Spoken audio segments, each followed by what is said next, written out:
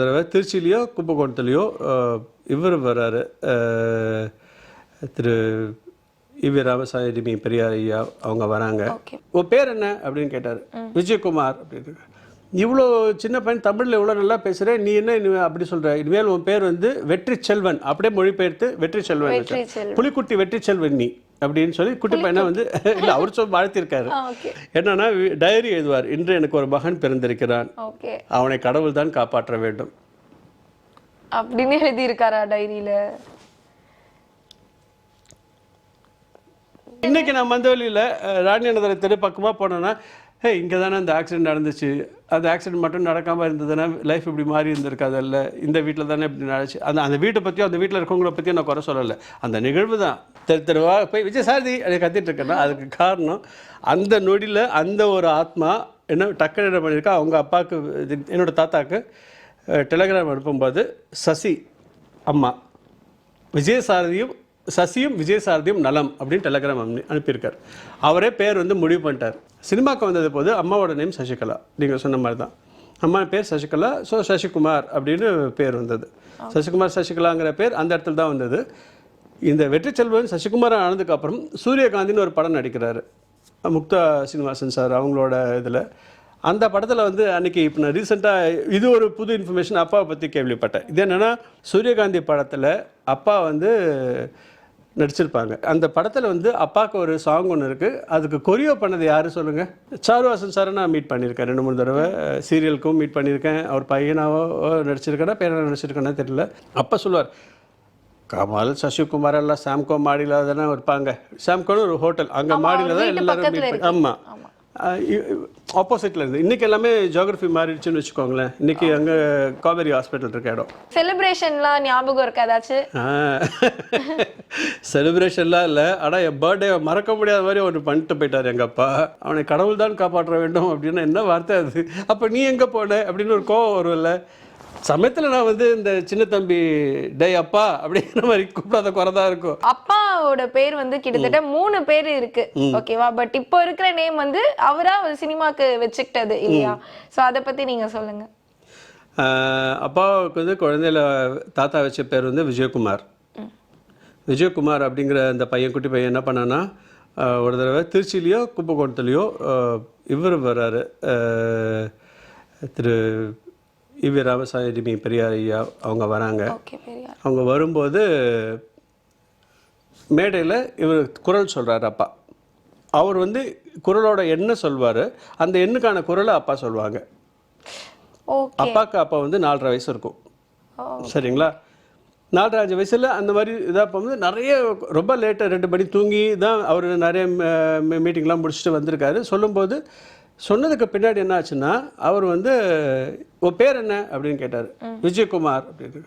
இவ்வளோ சின்ன பையன் தமிழில் இவ்வளோ நல்லா பேசுகிறேன், நீ என்ன அப்படி சொல்கிற? இனிமேல் உன் பேர் வந்து வெற்றி செல்வன், அப்படியே மொழிபெயர்த்து வெற்றி செல்வன், புலிக்குட்டி வெற்றி செல்வன் நீ அப்படின்னு சொல்லி குட்டி பையனை வந்து இல்லை அவர் சொல்லி வாழ்த்திருக்காரு, சரிங்களா? அதனால என்னென்னா ஆர்மியிலலாம் அப்பா பேர் வந்து வெற்றி. அதுக்கப்புறம் ரெக்கார்ட்ஸ் எல்லாம் மாற்றிட்டாங்க. ஆர்மியில் வந்து வெற்றி செல்வன் தான் என்னோட இதுவுமே வந்து விஜயசாரதி வெற்றி செல்வன் தான் என்னோட பேர். சினிமாவுக்கு வந்தது போது அம்மாவோட நேம் சசிகலா, நீங்கள் சொன்ன மாதிரி தான். அம்மா பேர் சசிகலா, ஸோ சசிகுமார் அப்படின்னு பேர் வந்தது. சசிகுமார் சசிகலாங்கிற பேர் அந்த இடத்துல தான் வந்தது. இந்த வெற்றி செல்வன் சசிகுமார் ஆனதுக்கப்புறம் சூரியகாந்தின்னு ஒரு படம் நடிக்கிறாரு, முக்தா சீனிவாசன் சார் அவங்களோட இதில். அந்த படத்தில் வந்து அன்றைக்கி இப்போ நான் ரீசெண்டாக இது ஒரு புது இன்ஃபர்மேஷன் அப்பாவை பற்றி கேள்விப்பட்டேன். இது என்னென்னா அவங்களோட ஃபேமிலியில் மாயா அப்படின்னு அவங்க டாட்டர் இருக்காங்க, முக்தா சீனிவாசன் சார் இதோட டாட்டர். அவங்க வந்து சொன்னாங்க, தம்பி இந்த மாதிரி நாங்கள் எஃபியில் வந்து ஒரு லைவ் ஒன்று பண்ண போகிறோம், அதுக்கு நீங்கள் தான் ஆங்கர் பண்ணுறீங்க, இதை பற்றி இந்த படங்களை பற்றி ஆசிமாக்காக அப்படின்னு சொல்லிலாம் நிறைய பேசிகிட்டு இருக்கும்போது சூரியகாந்தி படம் பற்றி பேசி வரும்போது அப்பா சொல்கிறாங்க, அவங்க சூரியகாந்தி படத்தில் அப்பா வந்து நடிச்சிருப்பாங்க. எம்ஆர்ஆர் வாசு ஐயா இருக்கார்ல, அவரோட பையனும் நடிச்சிருப்பாங்க. ஹீரோயின் வந்து ஜெயலலிதா அம்மா. ஹீரோயினோட நாத்தனார் தான் எங்கள் அப்பா லவ் பண்ணுற பொண்ணு. ஸோ அது தனியாக போய் பார்க்க வரும்போது அடிப்பார், இது மாதிரிலாம் பண்ணுவாங்க. அந்த கேரக்டர் ரொம்ப நல்லா வந்தது. தெரியாதவன்னு ஒரு பாட்டு கூட இருக்குது. அந்த பாட்டுக்கு அந்த படத்தில் வந்து அப்பாவுக்கு ஒரு சாங் ஒன்று இருக்குது, அதுக்கு கொரியோ பண்ணது யார் சொல்லுங்கள்? யாரா இருக்கும்? இன்றைக்கி ஒரு பெரிய நடிகர். ஓடவும் முடியாது, ஒளியவும் முடியாது. Kamal sir. Kamal sir. Okay. எனக்கு அப்போ தான் சொல்கிறாங்க, அந்த படத்தில் அப்பா வந்து தங்கப்பன் மாஸ்டர் வரல, அப்போ கமல் சார் தான் வந்து அப்பாவுக்கு கொரியோ பண்ணாங்க. அதுக்கு பின்னாடி பார்த்தீங்கன்னா அப்பாவும் கமல் சாரும் ரொம்ப க்ளோஸ். ஓகே. எனக்கு வந்து நான் கமல் சாரோட பேட்டி எடுக்க போகிறோம், ஏவிஎம்மில் எடுத்துகிட்ருக்கோம். 3-4 பேட்டி பண்ணியிருக்கேன் அவங்கள. ஒரு நடந்துக்கிட்டே பேசி ஒரு பேட்டி ஒன்று இருக்கும். அப்போ தான் வந்து சிவாஜி சாருக்காக இங்கே தான் வந்து பராசக்தி வசனம் பேசப்பட்டது அப்படின்னு ஒரு நினைவு தூண் முடிச்சு ஒரு கல் ஒன்று பதாகை ஒன்று வச்சாங்க.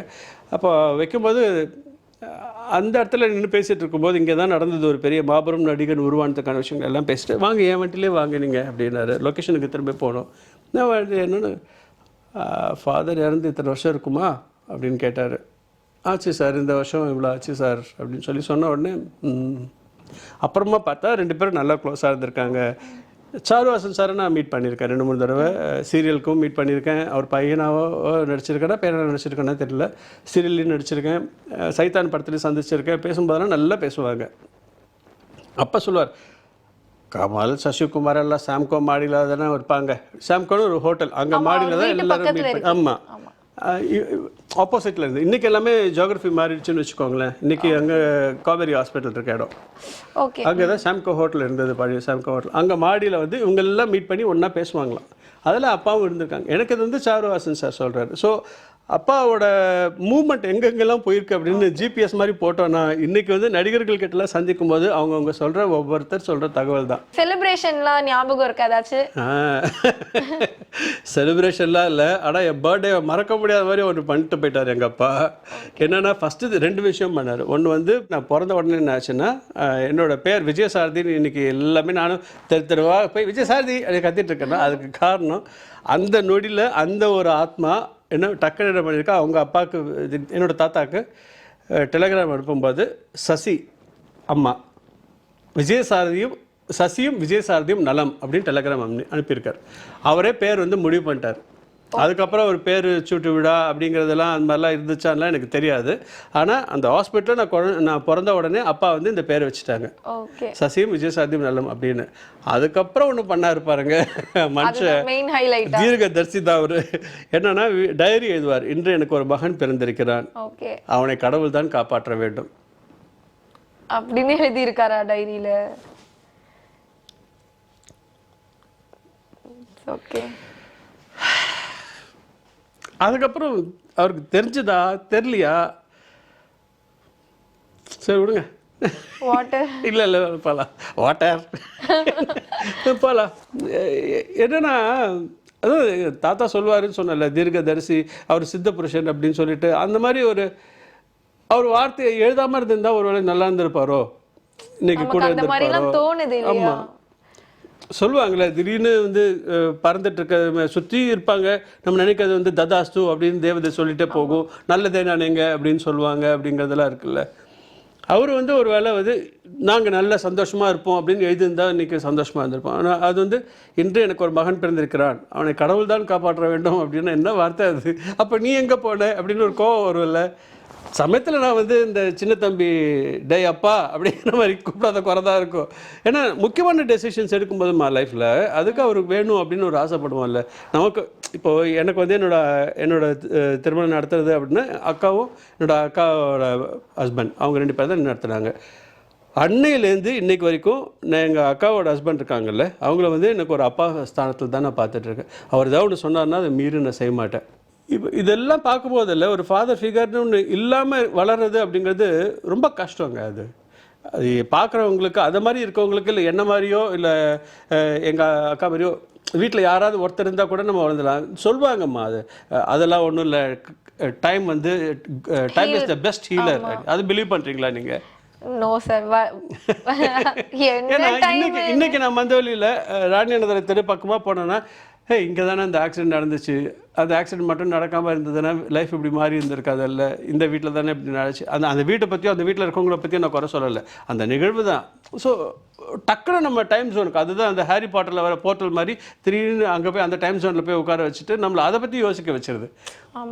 திடீர்னு யாராவது ஒருத்தவங்க வந்து இப்போ நான் பேசும்போது எனக்கு ஏன் கொஞ்சம் நேரத்தில் இதாகிறேன்னா அவரை பார்த்து அவர் இருந்திருக்கலாமே அப்படிங்கிறது, அந்த நேரம் அந்த நொடி அப்படிங்கிறதெல்லாம் நினைவுக்கு வரும், மிஸ் பண்ணுறோம் அப்படிங்கிறது தோணும். அது என்ன சொன்னாலும் அந்த ஒரு காயங்களையோ நினைவுகளையோ காலம் ஆத்துறதோ மறக்க வைக்கிறதோ அதெல்லாம் முடியவே முடியாது. அது இருந்துகிட்டே தான் இருக்கும். நான் மறைகிற வரைக்கும் என் மனசுக்குள்ளார எங்கள் அப்பா அம்மா நினைவுகளும் அவங்கள இழந்த இழப்புகளும் பெரிய தாக்கமாக தான் இருந்துகிட்ருக்குமே தவிர, நான் என்ன பண்ண முடியும், நான் ஒரு அப்பனா என் பையனுக்கு அந்த மாதிரி ஒரு தாக்கத்தை கொடுக்காம இருக்கணும், அவ்வளோதான்.